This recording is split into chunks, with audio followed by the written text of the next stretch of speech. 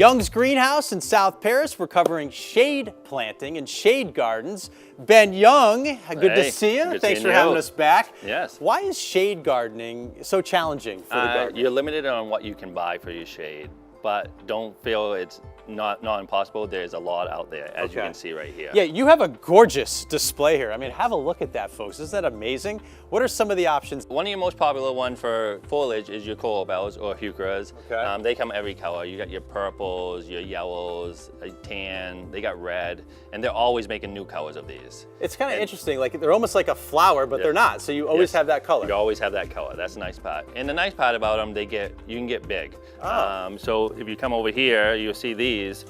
Like the first year, you're getting one about that size. Okay.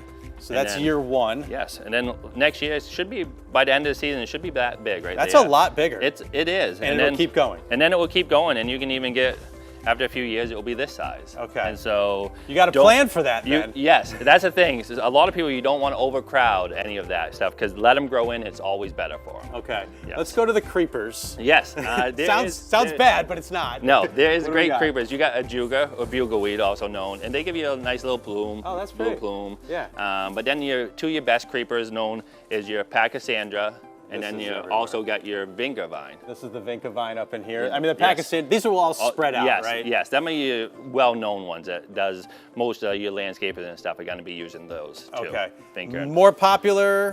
Don't forget about your Astelbe or your hostas. Them are your two most popular. Your Astelbes give you a nice feathery plume, and they come every color too. And they get big too. And then you also got your hosta. And everybody's got hostas. Everybody got hostas. But the nice thing about those is even in wintertime, you can have them close to your walkways or other parts that if you have snow removals and stuff, they die down to nothing, so it's not gonna hurt them having the snow. Oh, you won't damage them? Yes, you ain't gonna damage them. That's the nice part about your hostas. Okay. So let's pivot to shrubs. Yes. Rhododendron here. Yeah, your large-leaf rhododendron, that gives you a great bloom and that loves the shade.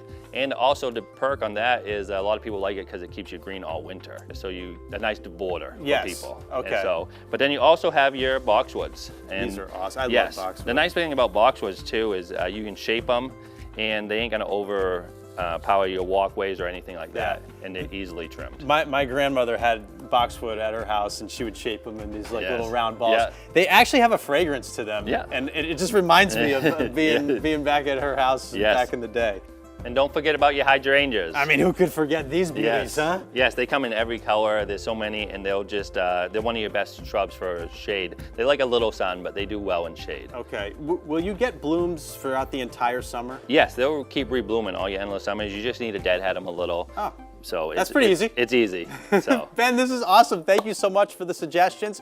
If you have a shady area in your garden and you'd like to put some good color in there, come see Ben at Young's Greenhouse in South Paris. He will hook you up. We have an email address. You can see it right there on your screen. And we'll see you later on Gardening with Gutner.